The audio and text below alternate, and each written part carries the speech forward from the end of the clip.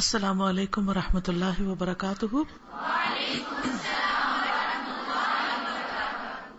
نحمده ونصلی علی رسوله الکریم اما بعد فاعوذ باللہ من الشیطان الرجیم بسم اللہ الرحمن الرحیم رب اشرح لی صدری ویسر لی امری واحلل عقدۃ من لسانی یفقهوا قولی. آپ سب کو قرآن مجید مکمل ہونے کی بہت بہت مبارک ہو. اللہ تعالیٰ واقعی اس مبارک کتاب کو ہم سب کے لیے بہت بابرکت بنا دے، دنیا میں بھی اور آخرت میں بھی.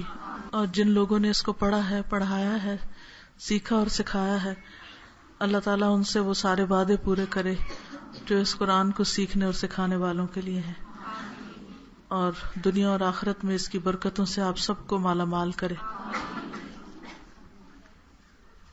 الحمدللہ آپ سب نے تفسیر وغیرہ سب کچھ سن لی ہے. چند ایک باتیں آپ سے کرنا چاہوں گی، اور وہ اس لیے کہ ہم سب بہت سی چیزیں جانتے ہوتے ہیں لیکن پھر بھول بھی جاتے ہیں، تو کچھ یاد دہانیاں اپنے آپ کو اور آپ سب کو کرانا مقصود ہے. اللہ تعالیٰ نے ہم سب کو بے شمار نعمتیں دے رکھی، اتنی کہ ہم گن نہیں سکتے. لیکن عام طور پر کیا ہوتا ہے کہ جب ہمیں کوئی تھوڑی سی بھی تکلیف پہنچتی ہے تو ہم ساری نعمتیں بھلا دیتے ہیں. اگر ہم صرف کوئی ایک چھوٹی سی نعمت بھی اس وقت یاد کر لیں تو ہمارا سارا دکھ، درد، تکلیف، پریشانی، غم، شکوہ، شکایت سب کچھ دور ہو جائے. لیکن ہم اس وقت نعمتوں کی یاد بھول جاتے ہیں اور تکلیف ہم پہ اتنی حاوی ہو جاتی ہے کہ ہم اس تکلیف کے اثر سے بعض اوقات اللہ تعالیٰ سے ناراض ہو جاتے ہیں، یا بعض اوقات ہم اللہ کی عبادت چھوڑ دیتے ہیں.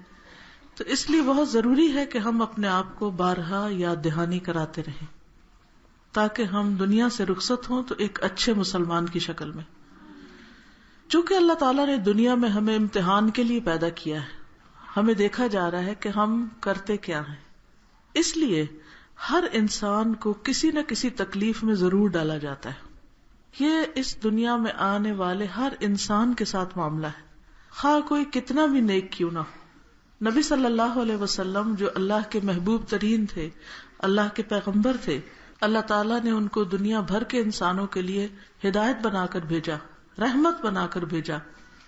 وہ اپنے بارے میں فرماتے ہیں کہ اگر کسی پر کوئی تکلیف ہو تو وہ میری تکلیف کو یاد کر لے تو اس کی تکلیف ہلکی ہو جائے گی. جس سے پتہ یہ چلتا ہے کہ اللہ کا پیارا ہونے کے باوجود سب سے زیادہ تکلیف ان پر آئی، اور ان کے مقابلے میں ہم سب کی تکلیفیں بہت تھوڑی ہیں، بہت چھوٹی ہیں، بہت کم ہیں. تو حقیقت یہ ہے کہ انسان کو مختلف طرح کی تکلیفوں سے اس دنیا میں آزمایا جاتا ہے. کبھی بیماری کے ساتھ آزمائش ہوتی ہے، کبھی انسانوں کے ہاتھوں ستایا جاتا ہے، لوگ اس کا مذاق اڑاتے ہیں، کبھی کوئی اس کو گالی گلوچ دیتا ہے، کبھی کوئی جسمانی اذیت ہوتی ہے، مار پیٹ ہوتی ہے، سزا دی جاتی ہے اس کو، کبھی بے گناہی سزا مل جاتی ہے اسے، حتیٰ کہ لوگ جیلوں میں پھینک دیے جاتے ہیں.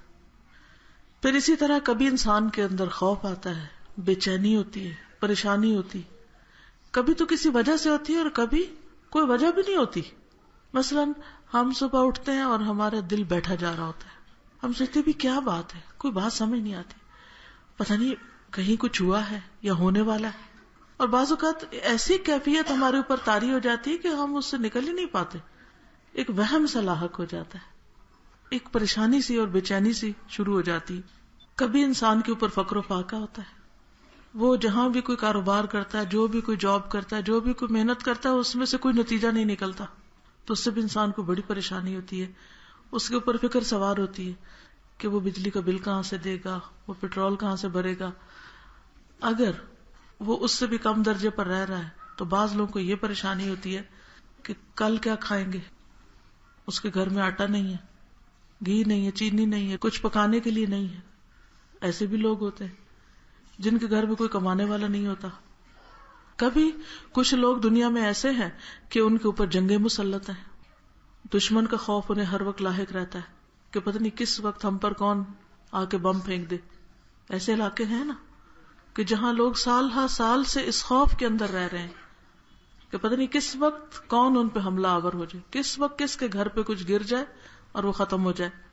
کبھی ایسا ہوتا ہے کہ انسان کو حاسدوں منافقوں کے ساتھ واسطہ پیش آ جاتا ہے، وہ اس کے خلاف پروپیگنڈا کرتے رہتے ہیں، جھوٹے الزام اس پہ لگاتے رہتے ہیں. کبھی کوئی قریبی رشتہ دار فوت ہو جاتا ہے، کوئی گم ہو جاتا ہے، اس سے انسان کی زندگی اجیرن ہو کے رہ جاتی. کسی کے بچے کی، کسی کے شوہر کی، کسی کے ماں باپ کی ڈیتھ ہو جاتی. کبھی انسان کے اندر ایسی بیماریاں آ جاتی ہیں کہ اس کی اتنی شدید تکلیف ہوتی ہے کہ بڑی سے بڑی دوائی کی ڈوز بھی اس کو آرام نہیں دیتی، سخت سے سخت تکلیف کہ سانس لینا دوبر. کبھی انسان کے اوپر جھوٹے الزامات لگ جاتے ہیں تو اس کو رسوائی اور بے عزتی اور لوگوں کی طرف سے جو اس کی شہرت خراب ہوتی ہے اس کا ڈر اور خوف ہوتا ہے. پھر اسی طرح کبھی کوئی دھمکیاں دیتا ہے کہ اغوا کر لیں گے یا لوٹ لیں گے یا اور اسی طرح کی جی ظالم لوگ اس کے پیچھے پڑ جاتے ہیں.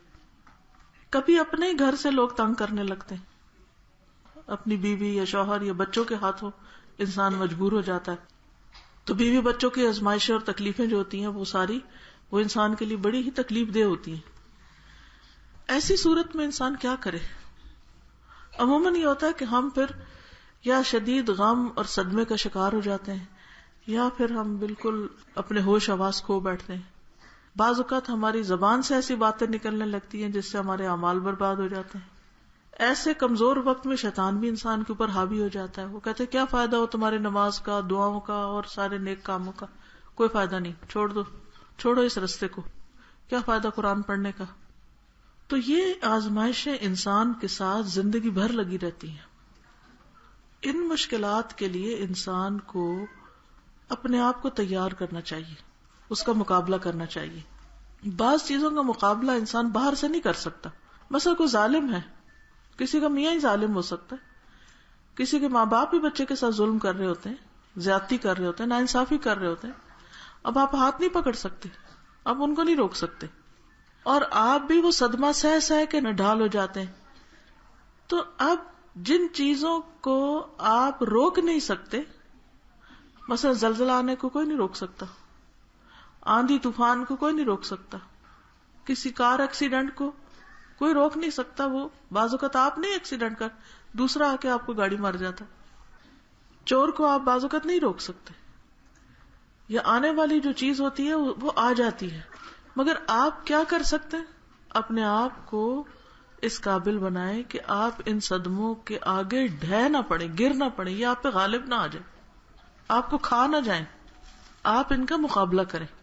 اچھا، مقابلے کا مطلب بعض لوگوں نے کیا سمجھا ہوا ہے کہ اگر کوئی بدتمیزی کرے جواب بدتمیزی کریں، کوئی آپ پہ الزام لگے تو آپ اس پہ لگا لیں، بھی کیا ہم بدلہ لے رہے ہیں.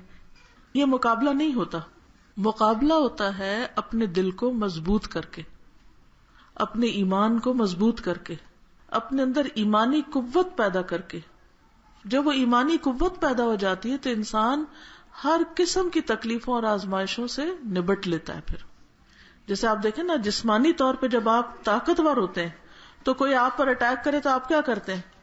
آپ پکڑ لیتے ہیں اس کو، آپ جواب میں اس کو گرا دیتے ہیں، جیسے پہلوان ہوتا ہے کشتی کر کے پچھاڑ دیتا ہے. اسی طرح جس بندے کا ایمان مضبوط ہوتا ہے تو وہ بھی اپنے دشمن شیطان کو پچھاڑ دیتا ہے، گرا دیتا ہے، اپنے نفس کو کنٹرول کر لیتا ہے. اور اسی طرح کی بہت سی ایسی چیزوں کو، ایسی طاقتوں کو کہ جو اس کے لیے مصیبت کا باعث ہوتی ہے، ان کو وہ کنٹرول کر لیتا ہے. اب اس کے لیے کریں کیا؟ آپ نے قرآن مجید پڑھا اور ماشاءاللہ اس میں بہت سارے نسخے بتائے گئے ہیں کہ کس طرح مصیبت، مشکل، تکلیف کے وقت آپ نے کیسے بہیو کرنا ہے، اس کا مقابلہ کس طرح کرنا ہے. سب سے پہلی بات تو یہ، چند باتوں کی یاد دہانی کراؤں گی قرآن مجید میں سے ہی، نبی صلی اللہ علیہ وسلم کی سنت میں سے ہی، جو آپ پڑھ چکے ہیں. پہلی بات، اس بات کا یقین رکھنا چاہیے کہ جو مصیبت بھی آتی ہے وہ اللہ تعالی کی طرف سے ہوتی ہے اور وہ اللہ کے اذن سے ہی آتی ہے، خود سے کوئی چیز نہیں آتی. قرآن مجید میں اللہ تعالیٰ سورۃ تغابن آیت نمبر 11 میں فرماتے ہیں، ما اصاب من مصیبت الا باذن اللہ ومن یؤمن باللہ یہد قلبہ واللہ بکل شیء علیم. کوئی مصیبت نہیں پہنچتی مگر اللہ کے اذن سے، اور جو اللہ پر ایمان لے آئے وہ اس کے دل کو ہدایت دے دیتا ہے. یعنی اس سے کیا پتہ چلتا ہے کہ ایمان ایسی چیز ہے، اللہ پہ بھروسہ اور توکل اور یقین ایسی چیز ہے کہ جس سے انسان مصیبت کا مقابلہ کر سکتا ہے، اور اللہ ہر چیز کو خوب جاننے والا ہے۔ اب ہوتا کیا ہے کہ جب انسان کو مثلا چوٹ ہی لگ گئی، کچھ بھی ہو گیا، اور انسان یہ سوچتا ہے کہ یہ اللہ کے اذن سے ہوئی ہے اور اس کا کوئی مقصد ہے، کوئی وجہ ہے کہ یہ تکلیف آئی ہے، وہ کیا وجہ ہے، مجھے وہ وجہ جاننی ہے، اور اگر اللہ تعالیٰ مجھے کچھ سکھانا چاہتا ہے تو مجھے اس سے کوئی سبق سیکھنا ہے، اگر اللہ تعالیٰ مجھے مضبوط کرنا چاہتا ہے تو مجھے مضبوط بننا ہے۔ جس طرح سونے کا میل کچیل آگ پر اس کو جلانے کے بعد، پگھلانے کے بعد ہی کاٹا جا سکتا ہے، اسی طرح انسان اس وقت تک سونا نہیں بنتا جب تک وہ بہت سی مشکلوں سے گزرتا نہیں۔ اب دیکھیے کہ جب تک کوئی لڑکی ماں نہیں بنتی نا، اس کو بہت سی تکلیفیں برداشت نہیں کرنا آتی، یا وہ ممتا اس کے اندر نہیں ہوتی، یا وہ صبر اس طرح نہیں آتا۔ کیوں؟ کیونکہ یہ اتنا تکلیف دہ مرحلہ ہوتا ہے، پریگننسی سے لے کے پیدائش کے عمل سے لے کے، اور بعد میں ہر روز آپ کی نیند جب خراب ہوتی ہے بچے کے ساتھ، تو یہ کتنی مشکل ہے۔ لیکن ان مشکلوں سے گزر کے انسان کتنا میچور ہو جاتا ہے، پھر وہ جو عام طور پر لڑکیوں کے اندر ایک کھلنڈرا پن ہوتا ہے یا ایک کیفیت ہوتی ہے، وہ نرمی اور محبت اور کیئر اور اس میں بدلنے لگتی، کیونکہ ایک ماں بننے کے ساتھ ہی اندر ایک رکت پیدا ہو جاتی ہے، بہت سی چیزوں کو انسان درگزر کر جاتا ہے، کیونکہ وہ اپنے بچے کے ساتھ بھی درگزر کر رہا ہوتا ہے جو اس کو اتنا زیادہ ستاتا ہے۔ وہ تکلیف کے مقابلے میں پیار کرنا جان لیتا ہے، جو اس سے پہلے عام طور پر نہیں آتا، کہ کوئی آپ کو اذیت دے اور آپ اس کو پھر بھی پیار کریں۔ آپ دیکھیں کہ بچہ تنگ کرتا ہے اور ماں اس کو پیار کر رہی ہوتی ہے، وہ اس کی بات نہیں سنتا، پھر بھی اس سے غصہ بھی کرتی ہے مگر اس سے نفرت نہیں کرتی۔ پھر اسی طرح تکلیف اللہ تعالیٰ کیوں پہنچاتے ہیں؟ تاکہ اللہ تعالیٰ بندے کے ایمان کو پرکھ کے دیکھیں، اللہ تعالیٰ جان لے کہ بندہ کس قابل ہے، اس کے ایمان کا وزن کتنا ہے، اس کا اخلاق کیسا ہے۔ تو جو بندہ اللہ کو یاد کرتا ہے وہ تکلیف آنے پر واویلا نہیں مچاتا، بلکہ اس کے برعکس اللہ کا ذکر کرتا ہے، اللہ کو یاد کرتا ہے، اور اس کو یہ بات یاد ہوتی ہے کہ یہ تو اللہ کی ایک دائمی سنت ہے، اللہ تعالیٰ نے ہر ایک کو امتحان میں ڈالا ہے، چاہے کوئی پیغمبر تھا یا کوئی نیک انسان تھا یا کوئی بھی تھا، مرد ہو یا عورت، سب کے سب کو آزمایا گیا۔ جس نے ایمان کا دعویٰ کیا اس کو بھی آزمایا گیا، اور جس نے نہیں کیا اس کی آزمائش اور چیزوں سے ہوئی۔ اللہ تعالیٰ قرآن پاک میں فرماتے ہیں احسب الناس ان یترکوا ان یقولوا آمنا وهم لا یفتنون، کیا لوگوں نے گمان کیا ہے کہ وہ اسی چیز پہ چھوڑ دیے جائیں گے کہ یہ کہہ دے کہ ہم ایمان لائے اور ان کی آزمائش نہ کی جائے گی؟ اللہ تعالیٰ پرکھ کے نہیں دیکھے گا کہ کتنا ایمان ہے، رائی برابر ہے یا پہاڑ جتنا ایمان ہے، کتنا ہے؟ دیکھیں نا، جب تک کسی چیز کو اٹھایا نہیں جاتا تو پتہ نہیں چلتا کہ یہ کتنی۔ آپ نے جب کسی چیز کا اندازہ کرنا ہو کہ ہلکی ہے کہ بھاری ہے تو کیا کرتے ہیں؟ چیز کو لے کے اچھالتے ہیں نا، ہاتھ پہ اوپر نیچے کرتے ہیں نا۔ تو اسی طرح بندے کو چھان پٹک کے اوپر نیچے کر کے اس کو ہلاوا دے کے اس کو دیکھا جاتا ہے کہ اس کا ایمان کتنا ہے، یہ کرتا کیا ہے۔ اللہ تعالیٰ فرماتے ہیں حالانکہ بلا شبہ یقیناً ہم نے ان لوگوں کی آزمائش کی جو ان سے پہلے تھے، اور اللہ تعالیٰ ہر صورت ان لوگوں کو جان لے گا جنہوں نے سچ کہا، اور ان لوگوں کو بھی ہر صورت جان لے گا جو جھوٹے ہیں۔ تو اللہ تعالیٰ جھوٹ سچ کو الگ کرتا ہے ہلاوا دے کے، آزمائش میں ڈال کے۔ پھر اسی طرح چونکہ اللہ تعالیٰ نے جنت ایسے لوگوں کے لیے بنائی ہے جو اس کے بہت چنے ہوئے پسندیدہ بندے ہوں گے، کیونکہ وہ بڑی ہی خوبصورت جگہ ہے، وہاں ہر بندہ نہیں جا سکتا، وہاں چنے ہوئے لوگ جائیں گے۔ تو وہ چننے کے لیے وہ ان کو آزمائشوں سے گزارتا ہے کہ کون اس سائز پہ فٹ آتا ہے۔ جیسے مختلف ملکوں میں جب انہوں نے کسی خاص جاب کے لیے کسی کو رکھنا ہو تو وہ بتاتے ہیں کہ اتنے انچ کمر ہونی چاہیے، اتنے انچ شولڈر ہونے چاہیے، اتنی ہائٹ ہونی چاہیے۔ جو لوگ آرمی میں جاتے ہیں ان کے لیے بھی کیا ہوتا ہے، میڈیکل ٹیسٹ ہوتا ہے نا، ہر ایک کو آرمی میں لے لیتے ہیں؟ نہیں لیتے نا۔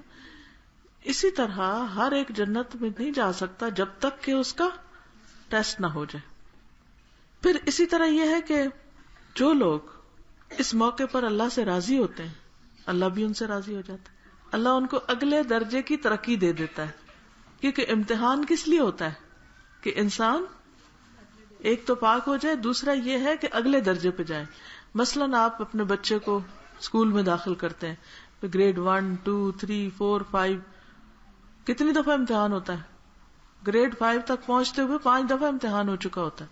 چھوٹے چھوٹے ٹیسٹ تو بہت سارے ہوتے ہیں، لیکن ایک سالانہ امتحان بھی ہوتا ہے. ٹھیک ہے نا؟ تو اس کا مقصد کیا ہوتا ہے سالانہ امتحان کا؟ پروموشن، اگلے درجے میں جائے. اسی طرح انسان کو کچھ تو چھوٹے چھوٹے امتحان روز آتے ہیں اور کچھ بڑے بڑے بھی آتے ہیں. جو ان میں پاس ہوتا جاتا ہے وہ اگلے درجے پہ جنت کی منزلیں طے کرتا جاتا ہے، حتیٰ کہ وہ وہاں تک جا پہنچتا ہے. اور جو اللہ سے ناراض ہو جاتا ہے اور جو اس ٹیسٹ کو فیل کر دیتا ہے وہ اوپر جانے کے بجائے نیچے آ جاتا ہے. کبھی آپ نے وہ لوڈو کا کھیل کھیلا ہوگا جس میں کیا ہوتا ہے، ایک سانپ ہوتا ہے اور دوسرے سیڑھی ہوتی ہے. اگر آپ مطلوبہ نمبر حاصل کر لیں تو آپ اوپر چڑھ جاتے ہیں، اگر غلط ہو تو نیچے آ جاتے ہیں. تو یہی ہماری زندگی ہے. ایک شاعر نے کہا تھا ثمانیۃ لا بد منہا علی الفتیٰ، نوجوانوں پر 8 چیزوں کا آنا لازم ہے. یعنی ہر جوان جو ہے وہ ان 8 چیزوں سے گزرتا ہے اور اس پر انہی 8 چیزوں کا شکار ہونا بھی ضروری ہے.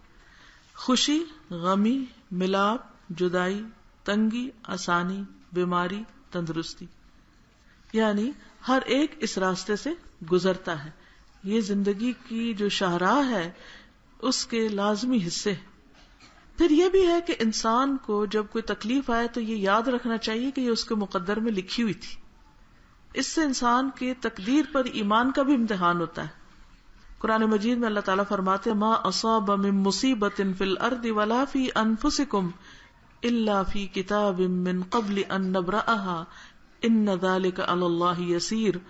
کوئی مصیبت نہ زمین پہ پہنچتی ہے نہ تمہاری جانوں پر مگر ایک کتاب میں ہے اس سے پہلے کہ ہم اسے پیدا کریں، یقیناً اللہ پر بہت آسان ہے. یعنی ہر بندہ اس کی پیدائش سے پہلے ہی لکھ دیا جاتا ہے کہ یہ کس کس مشکل سے گزرے گا. اللہ تعالیٰ نے آسمان و زمین کی پیدائش سے 50,000 سال پہلے انسانوں کی تقدیریں لکھی تھی. تو ہر انسان کو کیا کیا دنیا میں پیش آنا ہے، یہ کون کون سی اس پہ بیماریاں آئیں گی. ہم لوگ تو بندے کی پچھلی ہسٹری لیتے ہیں نا، کیا کیا ہو چکا. تو اللہ تعالیٰ کو یہ بھی پتا ہے کہ آئندہ کیا کیا ہونے والا ہے. اور جب انسان کے اوپر تکلیف آ جاتی ہے اور بندہ اس بات پر یقین کر لیتا ہے کہ میری تقدیر میں تھی، یہ ہونا تھا، تو پھر اس پر وہ ناراض نہیں ہوتا. کیونکہ جو تکلیف آنی ہے انسان اس سے بچ نہیں سکتا، وہ آ کے رہے گی، وہ اس کا پیچھا کر رہی ہوتی ہے. ابن دلمی کہتے ہیں کہ تقدیر کے متعلق میرے دل میں کچھ خلش پیدا ہوئی کہ بھئی یہ کیا چیز ہے. تو مجھے خدشہ ہوا کہ اس سے میرا دین اور معاملات بگڑ جائیں گے. تو میں ابی ابن کعب کے پاس گیا اور عرض کیا، اے ابو المنذر، تقدیر کے بارے میں میرے دل میں کچھ اشکالات پیدا ہوئے، یعنی کچھ چیزیں مجھے سمجھ نہیں آ رہی. مجھے ڈر ہے کہ اس سے میری دینداری خراب نہ ہو جائے. کیونکہ جب ہم یہ بات کرتے ہیں نا کہ تقدیر میں اور تقدیر اللہ نے بنا دی ہے تو ہمارے دل میں ایک دم کچھ ہونے لگتا ہے. اچھا، شیطان وسوسہ ڈالتا ہے تو پھر ہمیں تو کچھ کرنے کی ضرورت نہیں، جب وہ لکھا ہوا تو ہو جائے گا. تو وہ کہتے ہیں کہ اگر ہو سکے تو مجھے اس معاملے میں کچھ بتائیں کہ اللہ تعالیٰ اس کے ذریعے مجھے فائدہ پہنچائے. تو انہوں نے کہا کہ اگر اللہ تعالیٰ آسمان اور زمین کی ساری مخلوقات کو عذاب میں مبتلا کر دے تو وہ ان پر ظلم کرنے والا شمار نہیں ہوگا، اور اگر وہ سب پر رحم کرے تو اس کی رحمت ان کے لیے ان کے اعمال سے زیادہ بہتر ہوگی. اگر تمہارے پاس احد پہاڑ کے برابر بھی مال ہو جس کو تم اللہ کی راہ میں خرچ کرو تو جب تک تم تقدیر پر ایمان نہ لاؤ تمہارا یہ خرچ کیا ہوا مال قبول نہیں ہوگا. تو ہم میں سے ہر ایک کو کیا یقین رکھنا چاہیے، کیا ایمان رکھنا چاہیے؟ والقدر خیرہ وشرہ من اللہ تعالی والبعث بعد الموت، کہ اچھی اور بری تقدیر اللہ کی طرف سے ہے. یہ ایمان کا حصہ ہے. اگر کوئی شخص تقدیر کے اوپر ایمان نہیں رکھتا تو پھر کیا ہے؟ اس کے کوئی عمل قابل قبول نہیں. آگاہ رہو، جو مصیبت تمہیں پہنچی وہ تم سے چوکنے والی نہیں تھی، اور جو تم سے چوک گئی وہ تمہیں پہنچنے والی نہیں تھی. اور اگر تم تقدیر پر ایمان لائے بغیر فوت ہو جاؤ گے تو تم جہنم میں جاؤ گے. تم پر کوئی حرج نہیں کہ تم میرے بھائی عبداللہ بن مسعود کے پاس جا کر بھی یہی سوال پوچھو. لہٰذا وہ عبداللہ بن مسعود کے پاس گئے اور انہوں نے بھی وہی جواب دیا کہ اگر تم تقدیر پر ایمان لائے بغیر فوت ہو گئے تو تمہاری نجات نہیں. اس کے بعد وہ حذیفہ کے پاس آئے, حضرت حذیفہ سے مسئلہ پوچھنے. انہوں نے بھی وہی جواب دیا جو ابی نے دیا تھا اور عبداللہ بن مسعود نے دیا تھا. کہتے ہیں کہ میں پھر زید بن ثابت کے پاس گئے, انہوں نے بھی یہی جواب دیا. تو بات یہ ہے کہ ہم میں سے ہر مسلمان کا ایمان ہونا چاہیے کہ ہمیں جو بھی چیز پہنچتی ہے اچھی یا بری, وہ اللہ کی طرف سے لکھی ہوئی ہے. اور پھر ہمیں کیا کرنا چاہیے اس موقع پر؟ صبر کرنا چاہیے کہ یہ اگر بیماری آئی ہے تو اس نے آنا ہی تھا اور وہ آ گئی. تو پھر انسان شیطان کے وسوسوں کا اور شیطان کے شک کا شکار نہیں ہوتا. اور آپ دیکھیے کہ جب انسان تقدیر پر ایمان لے آتا ہے نا, تو پھر اس کو اللہ تعالی کے اوپر بھی مزید ایمان نصیب ہوتا ہے کہ اللہ تعالیٰ انصاف کرنے والا ہے, وہ کسی کے حق میں ظالم نہیں ہے. بعض لوگ کہتے ہیں کہ اچھا اللہ نے ہمارے لیے تکلیف لکھی کیوں؟ اگر وہ آئی اور اللہ نے لکھی ہوئی تھی اور وہ آ گئی تو کیوں لکھی؟ بات یہ ہے کہ اللہ اپنے مخلوق کو پیدا کرنے والا ہے, اس کو پتا ہے کہ کون سی چیز اس کو چاہیے. مثلا ہمارے سر میں درد ہوتا ہے تو ہم کہتے ہیں یہ کیوں ہو رہا ہے درد, اللہ تعالیٰ نہ دیتا ہمیں درد یہ. لیکن آپ کو معلوم ہے کہ بعض لوگوں کے سر میں درد ہوتا ہے اور وہ ٹیسٹ کراتے ہیں, انویسٹیگیشن شروع ہوتی ہے تو وہ سر کا درد کسی اور بڑے مرض کی طرف جا نشاندہی کرتا ہے, اور اس سے کیا فائدہ ہوتا ہے کہ انسان اس بیماری کا علاج شروع کر دیتا ہے اور وہ بڑی مصیبت سے بچ جاتا ہے. اب وہ کوس رہا تھا سر کے درد کو, لیکن اس کے بعد اس کو کیا ہوا, فائدہ ہو گیا اور وہ ایک مصیبت سے بچ گیا. بعض اوقات انسان کو بخار ہوتا ہے اور انسان بخار کو برا بھلا کہنا شروع کر دیتا ہے, حالانکہ وہ بخار انسان کے اندر کی بہت سی گندگیوں کو جلا رہا ہوتا ہے. وہ اس کی صحت کے لیے ایک عمل شروع ہو چکا ہوتا ہے, لیکن انسان کو سمجھ ہی نہیں آتی. اب مثال کے طور پر آپ اپنے بچے کو بعض اوقات ڈانٹ ڈپٹ کرتے ہیں, مار بھی دیتے ہیں, تو وہ تو کہے گا میری ماں بڑی ظالم ہے, وہ مجھے باہر نہیں نکلنے دیتی, وہ کہتی ہے جوتا پہنو سردی ہے, وہ بڑی ظالم ہے, مجھے میری مرضی نہیں کرنے دیتی. لیکن ماں کو دکھائی دے رہا ہے نا کہ یہ بچہ اگر جوتا نہیں پہنے گا تو کیا ہوگا, بیمار ہو جائے گا. تو اب اس کا حکم کیا ظلم پر مبنی کہ جاؤ جوتا پہنو, جاؤ موٹے کپڑے پہنو. ظلم نہیں کر رہی ماں, کہ بظاہر تو بچہ سمجھ رہا ہے ماں ظالم ہے جو مجھے روک رہی ہے, وہ کہتی گھر سے باہر نہیں نکلو, لیکن وہ چیز بچے کے حق میں فائدہ مند ہے یا نہیں؟ ماں کا حکم بچے کے لیے فائدہ مند ہے. اسی طرح اللہ تعالیٰ بعض اوقات ہمیں کسی مصیبت میں ڈالتا ہے, یا مشکل میں یا تکلیف میں, اور اس میں ہمارا فائدہ ہوتا ہے جس کو ہم سمجھ نہیں رہے ہوتے اور ہم اللہ کو ظالم کہتے ہیں. تو اس سے بچنا چاہیے, ٹھیک ہے نا. قرآن مجید میں اللہ تعالیٰ فرماتے ہیں ان اللہ لا یظلم مثقال ذرۃ, اللہ کسی کے اوپر ذرے برابر بھی ظلم نہیں کرتا. یہ بات یاد رہے گی. جب دل میں خیال بھی آئے کہ اللہ تعالیٰ نے میرے ساتھ انصاف نہیں کیا, نعوذ باللہ, یا یہ کہ میرے اوپر تو بڑا ظلم ہو گیا, اللہ ہرگز کسی پہ ظلم نہیں کرتا. پھر فرمایا ولا یظلم ربک احدا, سورۃ الکہف میں آتا ہے تیرا رب کسی پہ ظلم نہیں کرتا. سورۃ حامیم السجدہ میں آتا ہے وما ربک بظلام للعبید, اور تیرا رب اپنے بندوں پر ہرگز ظلم کرنے والا نہیں. ٹھیک ہے, تقدیر سے تکلیف آئی, تقدیر میں لکھی تھی, آئی, وہ آنی ہی تھی. اب آئی تو ہم کہہ رہے ہم پہ ظلم ہو گیا. اللہ تعالیٰ کیا فرماتے ہیں, ظلم نہیں ہے, تمہیں ابھی اس کا مقصد نہیں پتا, وجہ نہیں پتا کہ تمہیں اللہ تعالیٰ نے اس مشکل میں ڈالا کیوں ہے. اور پھر آپ دیکھیے کہ ہم غیب کا علم چونکہ نہیں جانتے, ہم انجام نہیں جانتے, اس لیے ہم پریشان ہوتے ہیں. اس لیے پریشانی کے موقع پر وہ جو دعا پڑھنے کو دی گئی ہے نا کہ اگر کوئی رنج و غم کے وقت پڑھ لے تو اس کا غم دور ہو جائے گا اور اللہ تعالیٰ بہتر نعم البدل عطا کرے گا. اور وہ کیا ہے, اللہم انی امتک بنت امتک بنت عبدک ناصیتی بیدک ماض فی حکمک, ناصیتی بیدک, میری پیشانی کے بال تیرے ہاتھ میں, یعنی میں مکمل طور پہ تیرے کنٹرول میں. ماض فی حکمک, میرے اوپر تیرا ہی حکم چلتا ہے. عدل فی قضاؤک, تیرا فیصلہ میرے حق میں انصاف والا ہے, ہر چیز انصاف والی ہے, تو ظلم نہیں کرتا. اور پھر اس کے آگے کیا ہے, اسألک بکل اسم ھو لک, تیرے ہر نام کے ساتھ میں تجھ سے سوال کرتا ہوں. سمیت بہ نفسک, وہ سارے نام جو تو نے اپنے ذات کے لیے رکھے, وعلمتہ احدا من خلقک, یا مخلوق میں سے کسی کو سکھایا, انزلتہ فی کتابک, یا جو تو نے اپنی کتاب میں نازل کیا.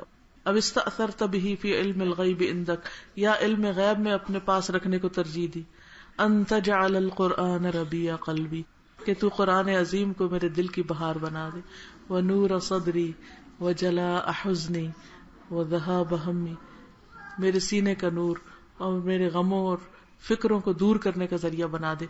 اس لیے جو لوگ قرآن مجید کو پڑھتے رہتے ہیں ان کو اللہ تعالیٰ کی طرف سے جواب بھی ملتے رہتے ہیں، اور وہ ہر غم اور تکلیف کو بہت آسانی سے نبھا جاتے ہیں اور صبر کر جاتے ہیں.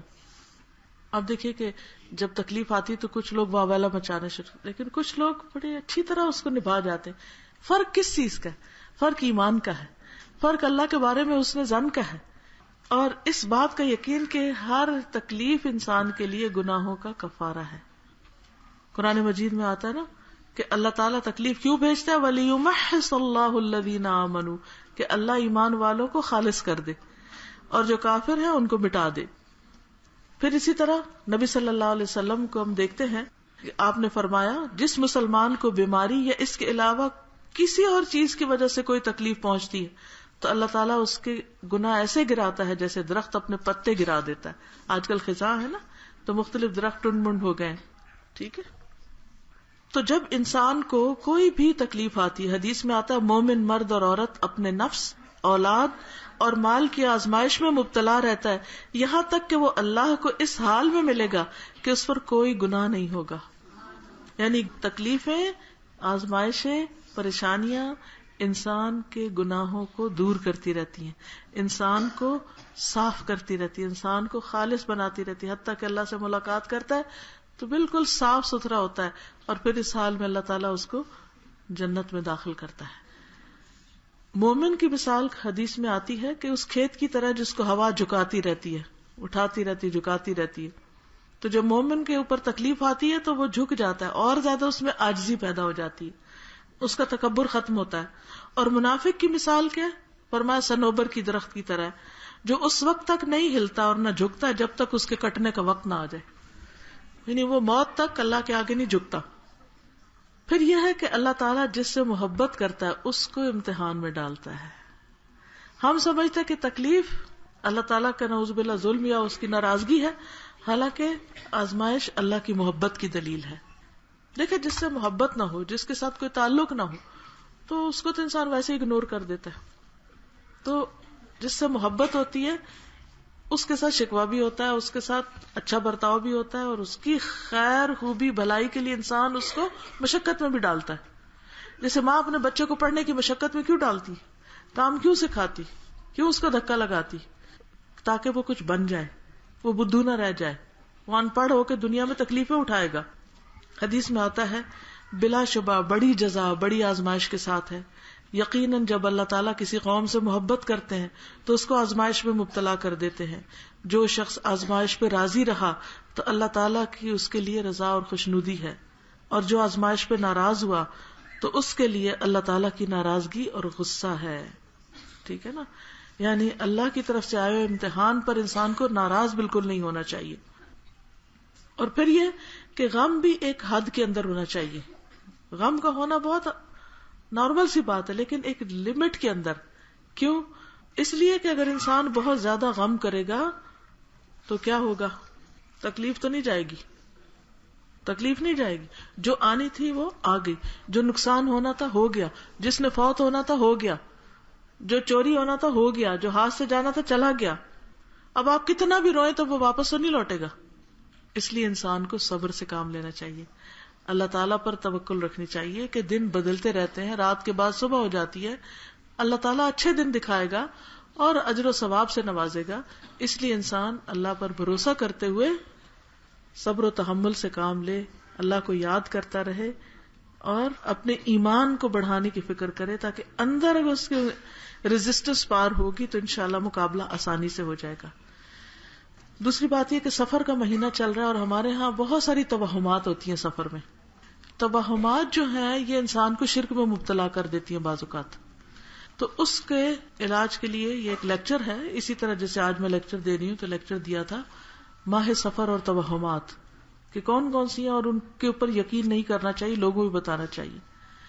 پھر اسی طرح ایک اور ہے سفر کا مہینہ اور بدشگونی. تو بدشگونی جو ہے اس کو شرک کہا گیا ہے. یہ CD بھی ہے, اوروں کو بھی تحفے میں آپ دے سکتے ہیں سننے کے لیے. پھر جب انسان کے اوپر تکلیف آ جاتی ہے, انسان کے گناہوں کی وجہ سے بعض اوقات اس پہ امتحان آتے ہیں, تو ان سے نجات کا کیا طریقہ ہے؟ توبہ استغفار. تو کیسے کریں توبہ استغفار؟ تو ایک CD اس پر ہے, گناہوں سے نجات توبہ اور استغفار سے. پھر ایاک نستعین کا یہ چھوٹا ورژن آ گیا ہے جو پاکٹ سائز ہے, اس میں ساری دعائیں اور کچھ نئی بھی ڈالی ہوئی ہیں, تو یہ تحفہ دینے کے لیے بہت اچھی ہے کتاب. پھر انگلش میں بھی رنج و غم کے علاج کی دعائیں موجود ہیں. کوئی فوت ہو جائے تو اس کے لیے دعا انگلش میں بھی ہے. پھر قرآن مجید کی تکمیل کی دعائیں ہیں. نبی صلی اللہ علیہ وسلم کے جو دن بھر کے معمولات ہوتے تھے اس پر انگلش اور اردو میں دونوں میں ہے. آج کل ربیع الاول قریب ہے, پھر شروع ہونے کے, تو اسکولوں میں کالجز میں ادھر ادھر لوگ ربیع الاول کے اندر بہت سی خرافات کر رہے ہوتے ہیں. تو آپ کیا کر سکتے کہ یہ کتابیں ہر اسکول میں پہنچا دیں. دیکھیں کہ آپ جب صدقہ کرتے ہیں نا, تو ایک ہوتا ہے کھانے پینے کا صدقہ اور ایک ہوتا ہے روحانی صدقہ. کسی کو کتاب دینا, کسی کو کیسٹ دینا, کسی کو کوئی پوسٹر دینا, یہ سارا صدقے میں شمار ہوتا ہے. اور انسان جب دوسروں کی بھلائی کرتا ہے, کسی کو آپ شرک سے بچاتے ہیں, کسی کو گناہ سے بچاتے ہیں, تو اس سے آپ کا اجر و ثواب بڑھ جاتا ہے. یعنی اللہ تعالیٰ آپ کو محفوظ رکھتا ہے. پھر حسن اخلاق کا بھی نیا ورژن آ گیا ہے, اور سفر کا مہینہ اور بدشگونی ایک کتابچہ بھی ہے اگر کوئی پڑھنا چاہے. درود شریف کے اوپر بھی ایک ہے. پھر یہ کہ اس دفعہ ہم نے لوگوں کو ایجوکیٹ کرنے کے لیے سفر کے مہینے کے بارے میں یہ پوسٹر بنائے, اور یہ آپ مختلف جگہوں پر لگا سکتے ہیں, یعنی اسکولوں میں, کالجوں میں, ہاسپٹلز میں, کلینکس میں, جہاں جہاں آپ لگانا چاہیں جا کے لگا سکتے, تاکہ لوگ اس کو پڑھتے رہیں اور ان کو پتہ چلتا رہے. یہ چھوٹے ہیں اور یہ بڑے بھی لگائے ہیں کہ وہ بھی فائدہ اٹھا سکے. تو یہ چند چیزیں تھی. آپ سب کے لیے بہت ساری دعائیں, زندگی کی ہر مشکل میں صبر کے لیے, استقامت کے لیے دعائیں, آپ لوگوں کی صحت کے لیے دعائیں. اور مجھے بہت سے ایسے چہرے نظر آ رہے ہیں جنہوں نے یہ کام شروع کیا تھا, اللہ تعالیٰ ان کے لیے اس کو صدقہ جاریہ بنائے, اور اللہ تعالیٰ ہمیں آئندہ بھی اپنے دین کی بہترین خدمت کی توفیق عطا فرمائے. آپ سب کا آنا, بیٹھنا, سننا, عمل کرنا قبول فرمائے.